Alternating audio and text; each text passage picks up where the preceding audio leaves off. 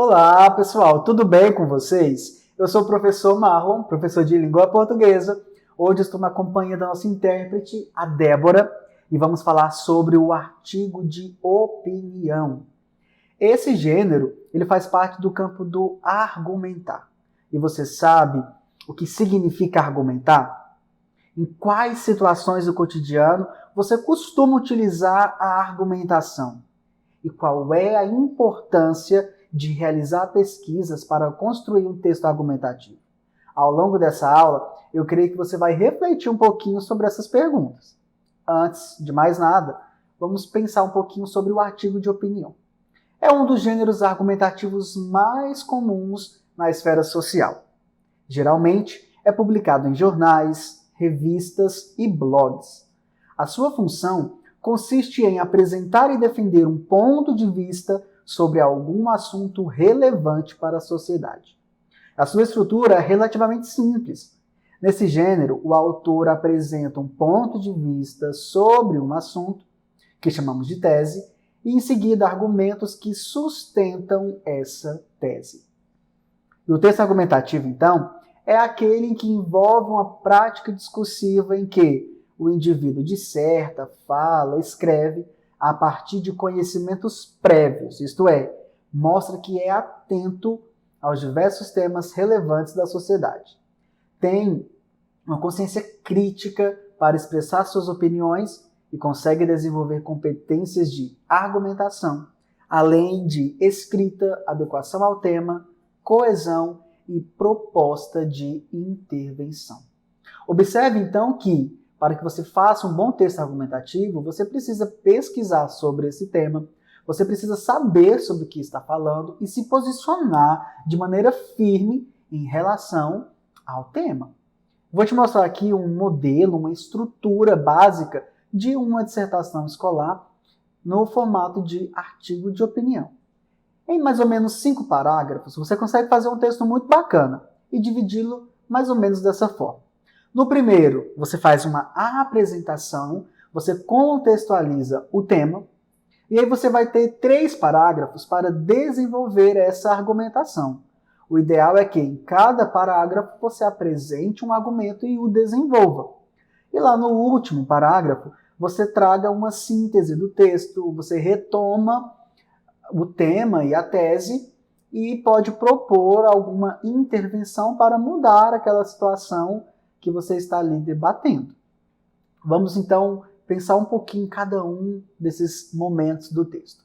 Lá na introdução, como eu disse, você contextualiza o tema, traz o seu ponto de vista e tem que ser de uma forma bem clara para que o leitor já entenda o seu posicionamento a respeito desse ponto de vista.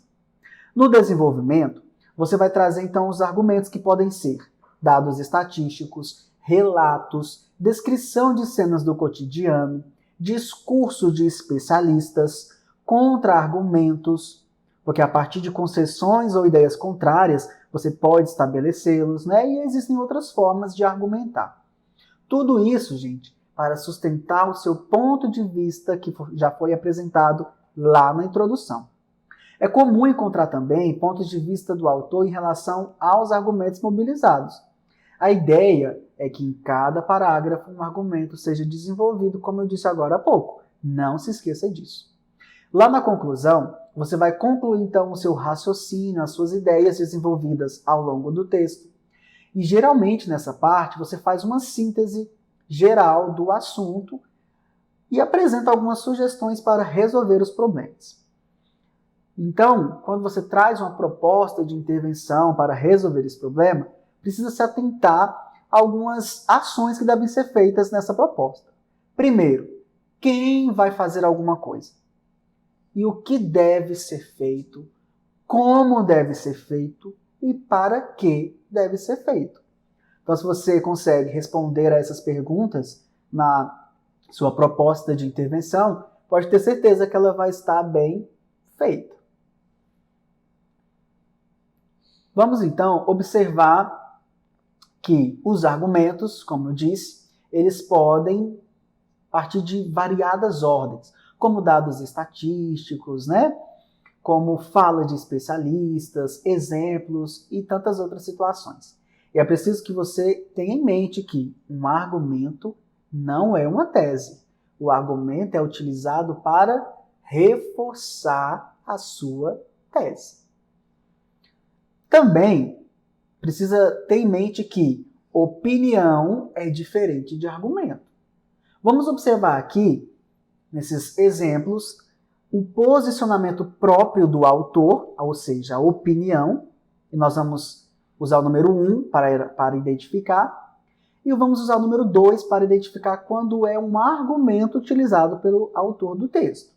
Observe aí na letra A.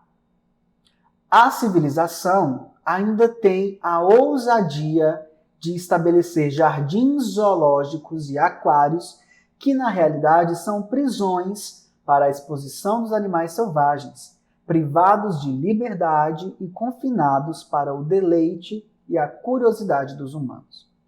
Observe que aqui nós temos uma opinião do autor. Ele não trouxe dados estatísticos, ele não trouxe uma autoridade, um especialista falando sobre isso, é a opinião dele. Agora veja a letra B. Confirmado o impacto devastador das atividades humanas sobre a natureza. A plataforma intergovernamental para biodiversidade e serviços ecossistemas, IPBES, na sigla em inglês, da ONU, mostrou que há 1 milhão de espécies ameaçadas de extinção. Você acha que esse trecho apresenta uma opinião ou um argumento? Se você respondeu que é um argumento, você acertou. Nós temos aqui um dado científico, nós temos aqui uma citação de um órgão.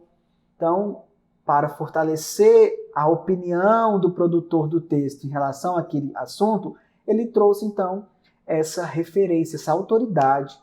Portanto, não é só a opinião, é um dado que ele utilizou, é um argumento. Na letra C, olha só. Portanto, o ser humano está provocando o primeiro extermínio ecocida em massa. Acontece que o ecocídio é também um suicídio para o ser humano, pois o ser humano não consegue viver sem a natureza e sem a riqueza dos ecossistemas e sem a estabilidade climática. Nós notamos aqui que é uma opinião do autor, porque ele está então concluindo uma ideia e essa conclusão parte justamente da sua opinião.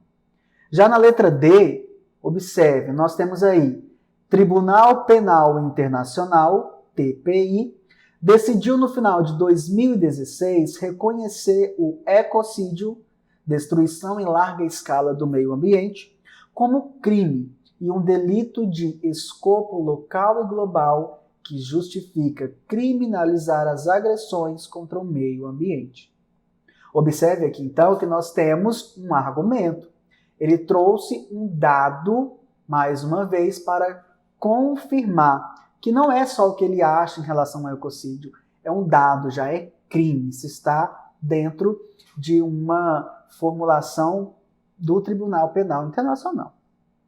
Já na letra E, nós temos mais uma vez uma opinião, olhem aí. A biodiversidade da Terra está ameaçada. É uma opinião. Agora, se você confirma essa sua opinião por meio de um dado, então, de acordo com a ONU, a biodiversidade da Terra está ameaçada. Então, agora você não tem só a opinião. Você está trazendo uma base sólida para confirmar essa informação. E a proposta de intervenção no final do texto? Vamos estudar um pouquinho sobre ela? Eu trouxe aqui um exemplo de uma proposta. Leia comigo. Então, é preciso que haja mobilização de toda a sociedade para revertermos os problemas ambientais que assolam o planeta. Os governos, em todas as esferas, devem criar ou reformular leis ambientais de modo que elas alcancem todos os tipos de violação aos recursos naturais, assim como intensificar a fiscalização para os casos das leis já existentes, para que as pessoas preservem o meio ambiente, se não por consciência, por uma força coatora. As escolas precisam investir mais em educação ambiental e as mídias em divulgação de campanhas publicitárias em favor da preservação da natureza. Então eu vou te perguntar depois dessa leitura aqui, quem deve fazer alguma coisa de acordo com essa proposta de intervenção? Quem? Quem você notou aí? Nós temos 4 agentes. Nós temos a sociedade, o governo, as escolas e as mídias. 4 agentes aqui que podem ou devem fazer alguma coisa de acordo com essa proposta de intervenção. Vamos escolher um aqui, os governos, para nós observarmos como essa proposta é detalhada. Observe aí na sua telinha. Os governos, então, é quem vai fazer. Vai fazer o quê? Então, a setinha apontada aí, grifada na cor rosa, diz: os governos devem criar ou reformular leis ambientais e também intensificar a fiscalização para os casos das leis já existentes. E como eles vão fazer isso? Há um detalhamento? Então, o autor apresenta nesse tom mais claro aí uma forma de como fazer isso, de um modo que elas alcancem todos os tipos de violação aos recursos naturais. Então, esse é o como. E para que se propõe isso? Então, aí na cor mais voltada para o roxo, diz que para que as pessoas preservem o meio ambiente. Então, esse é o objetivo, né, de todas essas ações propostas aí na intervenção do texto. Professor, fiz meu texto. E agora? Já coloquei a proposta de intervenção, com todos esses agentes mobilizados, enfim. O que eu tenho que fazer antes de publicá-lo? Tem que revisar. E aí você precisa levar algumas coisas em consideração na hora de revisar o seu texto. Por exemplo, olha aí na sua tela. Apresenta a tese do texto de forma clara? Está claro no primeiro parágrafo qual é a ideia central do texto? O seu texto apresenta argumentos convincentes em defesa da sua tese? Apresenta argumentos articulados com a tese apresentada? Às vezes você apresenta um bom argumento, mas ele não está necessariamente associado à sua tese. Então tem que verificar isso também. Apresenta contra-argumentos? Apresenta proposta de intervenção completa, considerando quem vai fazer, o que vai fazer, como fazer e por que fazer tal ação? Então lembre-se de reler o seu texto e observando essas questões no texto do artigo que você vai produzir. É a sua opinião, mas ela precisa estar bem fundamentada, não é verdade? Que tal, então, praticar um pouquinho mais sobre esse gênero e acessar o portal Conexão Escola? Lá tem uma proposta de atividade voltada para essa aula aqui. Eu vou me despedindo por aqui, foi muito bom poder falar um pouquinho para você e até o nosso próximo encontro. Tchau, tchau!